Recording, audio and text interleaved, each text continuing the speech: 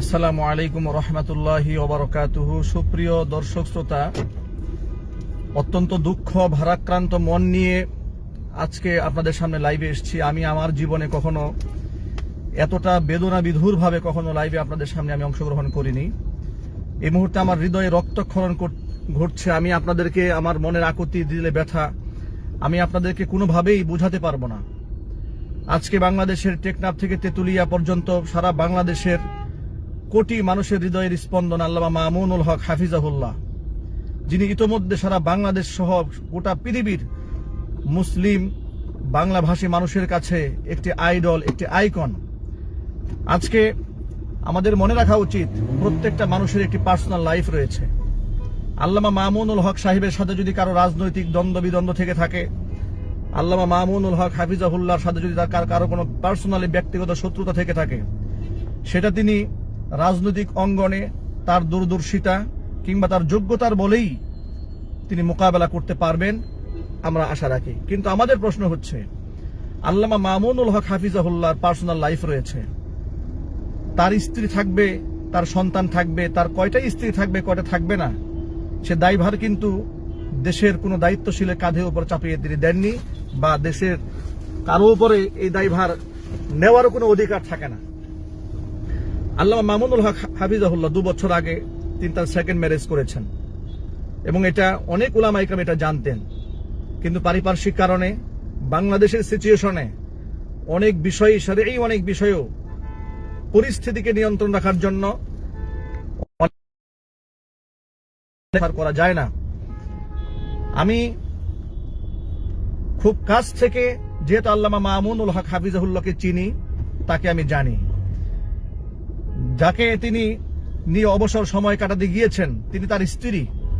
আমি এই ব্যাপারে সুনিশ্চিত হয়ে বলছি, তিনি তার স্ত্রী। আমি একদম খুব অথেন্টিক নিউজে সেটা আমি জানি, তার পারিবারিক সূত্রে আমি সেটা সংবাদ পেয়েছি। অতএব কোনো ব্যক্তি তার স্ত্রীকে নিয়ে তিনি কোনো হোটেলে থাকবেন, নাকি কোনো মাঠে থাকবেন, না কোনো ঘাটে থাকবেন, না দেশে থাকবেন, না বিদেশ যাবেন, এটা তো একান্তই তার পার্সোনাল ব্যাপার।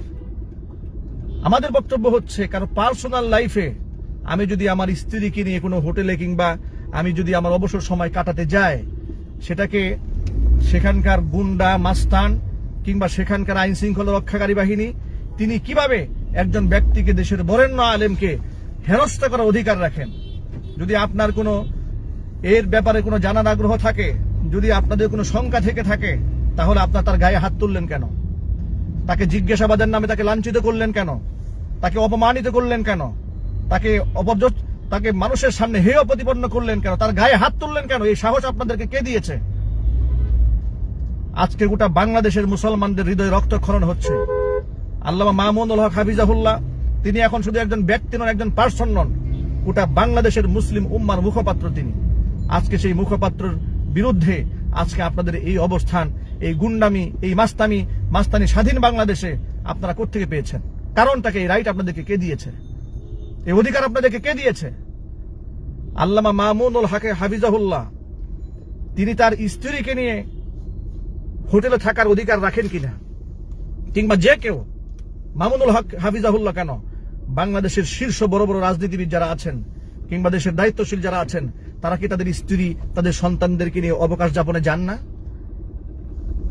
সুনিশ্চিত না হয়ে তাকে ফাহেসা ভাষায় গালিগালাজ করা, তাকে লাঞ্ছিত করা, তার কলার ধরে টানা হেঁচড়া করা, তার গায়ে হাত তোলা একজন আলেমের সাথে এই বেয়াদবির মানেটা কি? আপনারা কি পেয়েছেন? দেশটা কি মগের মূল্য পেয়েছেন আপনারা? দেশটাই কারণ বাপ দাদার কেনা সম্পদ। আমরা বলবো নারায়ণগঞ্জবাসী আপনারা ঘরে বসে থাকবেন না। আমি আপনাদেরকে আহ্বান জানাচ্ছি, নারায়ণগঞ্জের সমস্ত মাদ্রাসার আলেম, উলামা, পীর, বুজুর্গ, মসজিদের ইমাম সাহেব, খতিব সাহেব যারা আছেন, সকলে মিলে এই মাজলুম আলেমের পাশে গিয়ে আপনারা দাঁড়ান। যে যেখানে আছেন নারায়ণগঞ্জের দিকে আপনারা রওনা হন। জালেমের হাত থেকে বাংলাদেশের কিংবদন্তি আলেমদেরকে রক্ষা করতে হবে। মামুনুল হক সাহেব বাংলাদেশের কোটি মানুষের হৃদয়ের সম্পদ। আজকে তার একটা হুঙ্কারে, তার একটা ডাকে বাংলাদেশের কোটি কোটি মানুষের ঈমান তাজা হচ্ছে। কুফফাররা সহ্য করতে পারছে না। তাকে লাঞ্ছিত করার জন্য, অবদুষ্ট করার জন্য কত পায়তারা নেতারা করেছে, কত নাটক নেতারা সাজিয়েছে।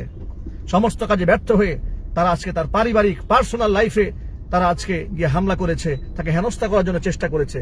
একজন আলেম কসম করে বলছেন তিনি আমার স্ত্রী। আমি আমার স্ত্রীর ডকুমেন্টস আমার পকেটে নিয়ে নিয়ে ঘুরতে হবে বাংলাদেশে। তাকে জিজ্ঞেস করা হচ্ছে তিনি হোটেলে আসলেন কেন? কেন আমি আমার স্ত্রীকে নিয়ে হোটেলে থাকতে পারবো না?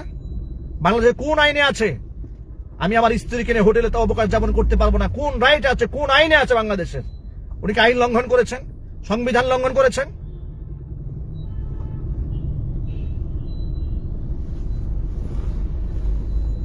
আমি সকল মুসলমান ভাইকে বলছি, আমি আমার হৃদয়ের ভাষা আমি আপনাদেরকে বুঝাতে পারবো না। আমি এই দৃশ্য দেখা মাত্র আমার শরীরের প্রত্যেকটা লোম কোপ থেকে মনে হয় ঘাম ঝরছে, আমার শরীরের মধ্যে কাঁপছে। আমি আপনাদের সামনে এত কথা বলতে পারবো না। আমি শুধু একটা কথা বলবো, বাংলাদেশের সমস্ত মুসলমানদের এই মুহূর্তে হৃদয়ে যার স্থান তিনি আল্লামা মামুনুল হক। অতএব তিনি তার স্ত্রীকে নিয়ে কোথায় থাকবেন না থাকবেন এটা তার একান্ত পার্সোনাল ব্যাপার, পার্সোনাল লাইফ। তাকে জিজ্ঞেস করা হচ্ছে আপনি যে তার স্ত্রী, আপনার স্ত্রীকে নিয়ে আসছেন, কি নারায়ণগঞ্জের আলেমরা জানে? কেন আমাকে মাইকিং করে আমার বউকে নিয়ে যেতে হবে হোটেলে? আমি আমার স্ত্রীকে নিয়ে কোথায় আমি অবকাশ জীবন যাপন করবো? উনি এখন বাংলাদেশের কোটি কোটি মানুষের চোখের মণি। আমার মতো ছোট্ট একজন মানুষ যখন রাস্তায় নামি তখন রাস্তার মধ্যে ভিড় জমে যায় মানুষেরা। আমার সাথে সালাম মুসাফা করতে করতে রাস্তায় গাড়ি ব্লক হয়ে যায়। মার্কেটে গেলে মানুষ সেলফি তোলার জন্য অস্থির হয়ে যায়। মামুনুল সাহেব তো কোটি মানুষের হৃদয়ের স্পন্দন। তিনি কি এলান করে করে তার পরিবার নিয়ে ঘুরে বেড়াবেন? নারায়ণগঞ্জের সমস্ত মানুষদেরকে মাইকিং করে বলতে হবে আমি আমার ওয়াইফ নিয়ে আসতেছি বেড়াইতে?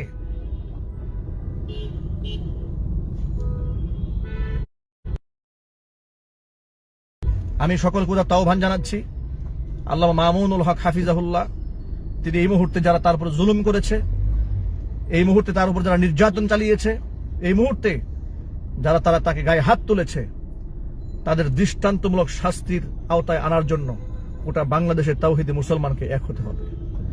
আজকে যদি মুসলমানে এক হতে না পারে, এই মুসলমানদের কপালে আর অনেক দুঃখ আছে, অনেক বেদনা আছে, অনেক কষ্ট আছে। মনে রাখবেন, মামুনুল হক একজন ব্যক্তির নাম নয়। মামুনুল হক একটি আন্দোলন, একটি সংগ্রাম, একটি প্রতিষ্ঠান, একটি চেতনার নাম, একটি বিপ্লবের নাম আল্লামা মামুনুল হক। একটি কণ্ঠের নাম,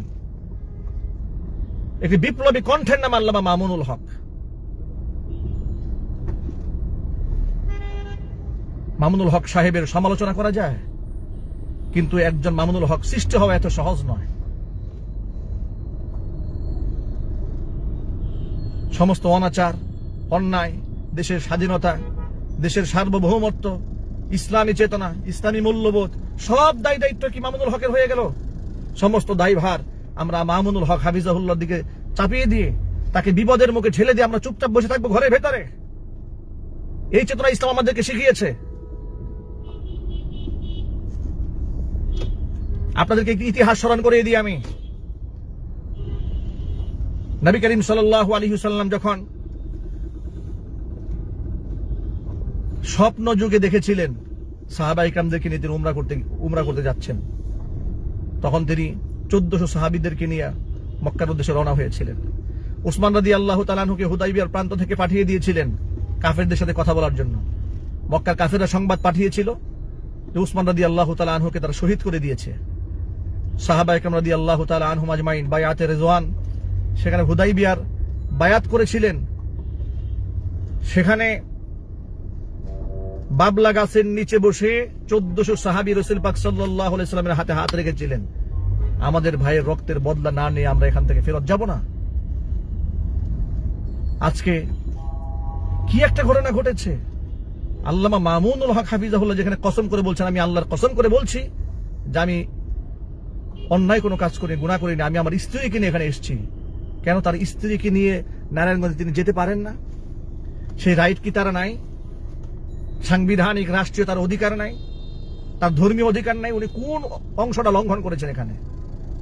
কিসের ভিত্তিতে আপনারা গোটা জাতির সামনে তাকে এইভাবে লাঞ্ছিত করে দিলেন? গোটা জাতির সামনে তাকে বেইজ্জত করে ছাড়লেন? কারণটা কি? এই ধরনের আদর্শ আপনারা কোথা থেকে শিখেছেন? আমি বলবো যে আপনারা কেউ ঘরে বসে থাকবেন না। যত মানুষ আজকে আমার লাইভে আপনারা অংশগ্রহণ করেছেন, আমি সকলকে বলছি আমার এই লাইভটি প্রত্যেকের ওয়ালে ওয়ালে থাকতে হবে। প্রত্যেকের ওয়ালে, প্রত্যেকের ফেসবুকে আপনারা শেয়ার করুন, এটাকে ভাইরাল করে দিন, এটাকে ছড়িয়ে দিন। ওরা যেমন আল্লামা মামুনুল হক হাফিজাহুল্লাহকে লাঞ্ছিত করে ভাইরাল করে দিয়েছে, মামুনুল হক হাফিজাহুল্লাহর পক্ষে এদেশের তাওহিদি মুসলমান রয়েছে, এদেশের হক্কানে আলেম ওলামা রয়েছে, এদেশের কোটি কোটি জনতা রয়েছে। এটা আপনারা প্রমাণ করে দিন। আমাদের ঐক্য আমাদের শক্তি, আমাদের ঈমান, আমাদের আল্লাহর উপর ভরসা আমাদের শক্তি। আজকে ঈমানি চেতনা, ঈমানি আন্দোলনকে দুর্বল করে দেওয়ার জন্য কুফফারদের কত ষড়যন্ত্র। কেন? কারণটা কি? কারণটা কি? তিনি কি অপরাধ করেছেন এখানে? তিনি অনেক বড় একজন সেলিব্রিটি, তিনি তো নিজেকে আড়াল করে চলবেন, এটাই স্বাভাবিক ব্যাপার। প্রশ্ন হচ্ছে আল্লামা মামুনুল হক হাফিজাহুল্লাহ দ্বিতীয় সেকেন্ড ম্যারেজ করেছেন, ওটা দেশ জানলো না কেন? কেন? সংবিধানের কোথায় লেখা আছে আমার সেকেন্ড ওয়াইফ থাকলে এটা গোটা পৃথিবী জানতে হবে? ওটা সমাজের মধ্যে তিনি স্বীকৃতি হয়তো দিয়ে রেখেছেন, কিন্তু সামাজিক পারিপার্শ্বিক অনেক কারণে এটা অনেক কথা বলাও যায় না, এটা পারিবারিক পার্সোনাল ব্যাপার। আমি বলবো নারায়ণগঞ্জবাসী, আপনারা ঘরে বসে থাকবেন না, আপনারা এই অন্যায়ের প্রতিবাদ করবেন, জোরালো প্রতিবাদ করবেন।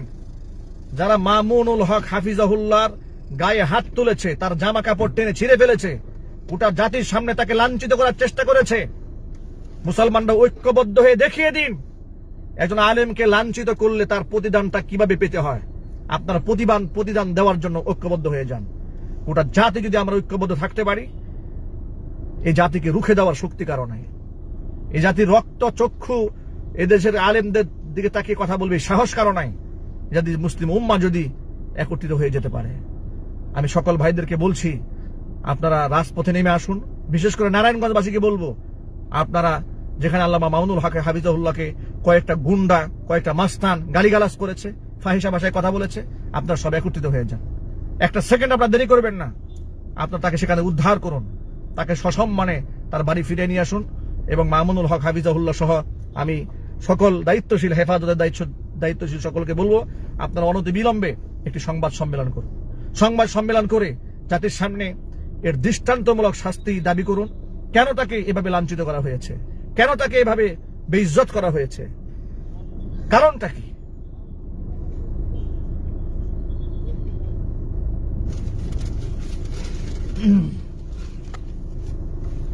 আমি জানি না আমার এই কথাগুলো আপনাদের কাছে কেমন মনে হয়েছে। আমি আমার হৃদয়ের ভাষা যতটুকু আমি সরাসরি তার কাছ থেকে জেনে, তারপরে পারিবারিক সূত্রে আমি জেনেই কথা বলেছি। ইতোমধ্যে দেখতে পেলাম অতি উৎসাহী কিছু ভাইয়েরা মামুনুল হক সাহেব যুবতী মেয়ে সহ হোটেলে ধরা পড়েছে। কেন? আপনি যে হেডলাইনটা লিখে ফেসবুকে আপলোড করলেন, আপনার কাছে কোন রাইট রয়েছে? যুবতী মেয়ে, তিনি বললেন আমার স্ত্রী নিয়ে আমি হোটেলে থাকবো না, জংলায় থাকবো না, দেশে থাকবো না, বিদেশ থাকবো, এর কোনো সাংবিধানিক কোনো গাইডলাইন আছে? আর অবশ্যই আমি বলবো এই হোটেল কর্তৃপক্ষকেও জাতির কাছে জবাবদিহিতা করতে হবে। একজন সম্মানিত ব্যক্তিকে অসম্মান করার জন্য তারা কেন তাদেরকে, অবশ্যই তাদেরকে এই নলেজটা না দিলে তারা সেখান থেকে পেতেন না। আমি আমার মনের ভাষাটা আপনাদের সামনে ব্যক্ত করেছি। আপনারা আমি বলবো আল্লামা মামুনুল হক হাফিজাহুল্লাহ তাকেও বলবো, হেফাজত ইসলামের পক্ষ থেকেও বলবো যে আপনারা এই ব্যাপারে অবশ্যই মানহানির মামলা দায়ের করবেন। তাকে যারা বেইজ্জত করেছে, তাকে যারা লাঞ্ছিত করেছে, তাদের ছবিগুলো এখানে আছে। সাংবাদিক ভাই যারা আছেন, অত্যন্ত শ্রদ্ধা এবং বিনয় নিয়ে আমি আমার সাংবাদিক ভাইদেরকে বলবো, সাংবাদিক ভাইরা আপনারা দেশের দায়িত্বশীল, আপনাদের রিপোর্ট, আপনাদের বক্তব্য জাতি গ্রহণ করে। আপনাদের অনেক দায়বদ্ধতা রয়েছে, সেটা আমরা জানি। আপনাদের অনেক সীমাবদ্ধতা রয়েছে, সেটা আমরা জানি। কিন্তু একজন মুসলমান হিসেবে, একজন দায়িত্বশীল সাংবাদিক হিসেবে একটা অন্যায়কে কোনোভাবে আপনারা প্রশ্রয় দিতে পারেন না। আপনি কাউকে খুশি করার জন্য কোনো ব্যক্তিকে এভাবে আপনি লাঞ্ছিত করতে পারেন না। সেই রাইট আপনাকে কেউ দেয়নি, অধিকার দেয়নি। আপনারা সত্যকে যাদের সামনে তুলে ধরুন। আপনার যদি জানার আগ্রহ থাকে যে হ্যাঁ, প্রশ্ন তুলেছে তিনি তার স্ত্রী কিনা, তার ওয়াইফ কিনা, আপনি তো তার কাছ থেকে জানেন, তথ্য সংগ্রহ করেন। তিনি যদি মিথ্যাবাদী হয়ে থাকেন, তিনি যদি অন্যায় করে থাকেন, এদেশে আইন আছে, আদালত আছে, তার বিচার হবে। তার বিচার হবে। এদেশে আইন আছে, আদালত আছে, তার নামে মামলা দায়ের করুন। তিনি তার স্ত্রীকে বাদ দিয়ে অন্য কোনো নারীকে নিয়ে হোটেলে জীবন সময় কাটিয়ে থাকেন, তার নামে মামলা করে দিন। তিনি আদালতে লড়বে যে আসলে তিনি অথেন্টিক কিনা, তিনি তার স্ত্রীকে নিয়েই সেখানে গেলেন কিনা। কিন্তু তার স্ত্রীকে নিয়ে তিনি হোটেলে থাকবেন, আপনারা গিয়ে কলার ধরে টেনে হিসতে তাকে লাঞ্ছিত করে অপমানিত করবেন। এই অধিকার আপনাদেরকে কে দিয়েছে? এই রাইট আপনাকে কে দিয়েছে?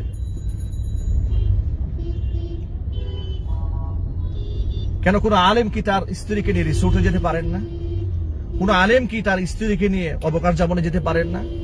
এটা কি মাইকিং করে, এলান করে, টেলিভিশনে সংবাদ ব্রিফিং করে যেতে হবে? আল্লামা মামুনুল হক হাফিজাহুল্লাহ তো নীরবেই যাবেন, তিনি তো আসতেই যাবেন। তার কারণটা কি? আপনি মামুনুল হককে চেনেন? মামুনুল হক হচ্ছে বাংলাদেশের সর্বোচ্চ জনপ্রিয় সেলিব্রিটি। তিনি রাস্তায় হাঁটলে, তুমি মামুনুল হক হলে এমন একজন ব্যক্তি, রাস্তায় হাঁটলে দেখলে মিছিল হয়ে যায় সেখানে। তিনি গোপনে যাবেন না, তিনি মাইকিং করে যাবেন।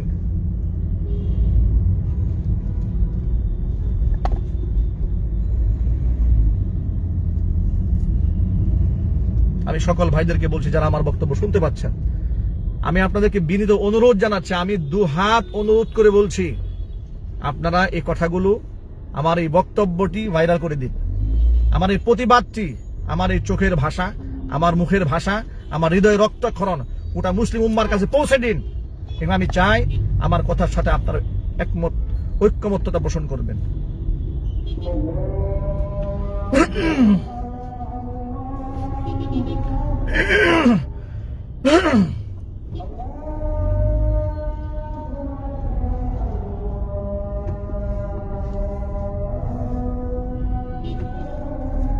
আজকে বাংলাদেশে দ্বিতীয় বিবাহ করা, এটা যেন কত বড় অন্যায় তিনি করে ফেলেছেন।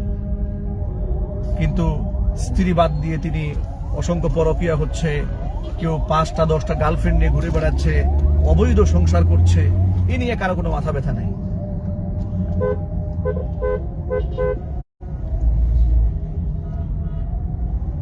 আমি আপনাদেরকে আহ্বান জানাবো যে আপনারা সকলেই এই অন্যায়ের প্রতিবাদ করুন। যে সমস্ত দায়িত্ব জ্ঞানহীন বামেরা, রামেরা তাকে কলঙ্কিত করার জন্য ফেসবুকে তার বিরুদ্ধে বিশুদ্ধার করে আপলোড দিচ্ছে, তাদের বিরুদ্ধে জাতিকে সোচ্চার হতে হবে। তারা জানে মামুনুল হক সাহেবকে যদি, তার প্রতি যদি মানুষের অনাস্থা সৃষ্টি করা যায়, আস্থার জায়গাটা যদি যে কোনোভাবে নষ্ট করা যায়, তাহলে তো ব্যাস, আর এই জাতিকে নেতৃত্ব দেওয়ার মতো, এই জাতির রাহাবারি করার মতো আর কোনো লোক খুঁজে পাওয়া যাবে না। আমরা বিজয় লাভ করলাম, এই চিন্তা করার ইনশাল্লাহ কোনো কারণ নাই। ইনশাল্লাহ চিন্তা করার কোনো কারণ নাই। এদেশে অসংখ্য মামুনুল হকের তৈরি আল্লাহ তাআলা করে। আল্লাহর দ্বীনের হেফাজত আল্লাহ একক ব্যক্তি দিয়ে করেন না। আমি আবার বলছি, আল্লাহর দ্বীনের হেফাজত আল্লাহ সুবহানাহু ওয়া তাআলা একক ব্যক্তি দিয়ে করেন না। এক মামুনুল হককে ব্লক করলে আল্লাহ শত মামুনুল হককে আল্লাহ এই বাংলার জমিনে সৃষ্টি করে দেবে, যারা অন্যায়ের প্রতিবাদ করবে, যারা দেশের জন্য লড়তে জানে, যারা দেশের জন্য সংগ্রাম করতে জানে, ঈমানের জন্য জীবনকে বাজি রাখতে জানে, যারা জেল, জরিমানা, হুমকি, মামলা, মুকদ্দমা, রক্ত চক্ষু বাতিলের সমস্ত কিছু উপেক্ষা করে অন্যায়ের বিরুদ্ধে যারা জবান খুলতে জানে, এমন শক্তি আল্লাহ তৈরি করে দেবেন। কারণ দিন তো আল্লাহ, কোরআন তো আল্লাহ, ইসলাম তো আল্লাহ, আল্লাহ হেফাজত করবেন। সুতরাং এটা নিয়ে আমরা শঙ্কিত নই। কিন্তু আমরা যারা ইমানদার রয়েছি, কোরআন মাজিদে আল্লাহ সুবহানাহু ওয়া তাআলা আমাদের ঘোষণা দিয়েছেন, তাআওয়ানু আলাল বিররি ওয়াত তাকওয়া ওয়া লা তাআওয়ানু আলাল ইসমি ওয়াল উদওয়ানি ওয়াত্তাকুল্লাহ। একে অপরকে ন্যায় কাজে সাহায্য করো, সহযোগিতা করো, অন্যায় কাজে কেউ কাউকে সাহায্য করো না। নবী করিম সাল্লাল্লাহু আলাইহি ওয়াসাল্লাম বলেছেন, অন্যায় দেখলে মান রাআ মিনকুম মুনকারান ফালইয়ুগাইয়িরহু বিয়াদি, অন্যায় দেখলে হাত দিয়ে প্রতিবাদ করে। আজকে আমাদের কাছে মনে হয়েছে কাজটি অন্যায়, যার কারণে আমরা প্রতিবাদ জানালাম। আমি জানি আমার এই প্রতিবাদের ভাষাটা সকলের হৃদয়ে পৌঁছবে, সকলে আমার কথাগুলো হৃদয়ঙ্গম করতে আপনারা সক্ষম হবেন এবং আপনারা সবাই মিলে এই অন্যায়ের প্রতিবাদ জানাবেন, যাতে করে যারা তার সাথে এই বেয়াদবি করেছে, এই গোস্তাখি যারা করেছে, অবশ্যই তাদের ধ্বংস অনিবার্য। আমি আবার বলছি, তাদের ধ্বংস অনিবার্য। যারা একজন আলেমের সাথে বেয়াদবি করেছে, গোস্তাখি করেছে, তাদের ধ্বংস অনিবার্য। আলেমদেরকে ছোট করা, খাটো করার জন্য পৃথিবীতে যুগ যুগ ধরেই এ ধরনের ইতিহাস রয়েছে, যারা আলেমদেরকে মানুষের সামনে হেয় প্রতিপন্ন করার জন্য চেষ্টা চালিয়েছে, মানুষকে কষ্ট দেওয়া, মানুষের সামনে কষ্ট দেওয়ার জন্য চেষ্টা চালিয়েছে। নবী মুসা কালিমুল্লাহর কথা আমার মনে পড়ে গেল। নবী মুসা কালিমুল্লাহ অত্যন্ত সম্মানিত জালিলুল কদর একজন নবী। তাকে চারিত্রিকভাবে তাকে কলঙ্কিত করার জন্য একজন মহিলাকে টাকার বিনিময়ে ভাড়া করা হয়েছিল, কিন্তু আল্লাহ সুবহানাহু ওয়া তাআলা তাদের সমস্ত অপকর্মকে নস্যাৎ করে দিয়েছিলেন। সে আল্লাহ সুবহানাহু ওয়া তাআলা আছেন।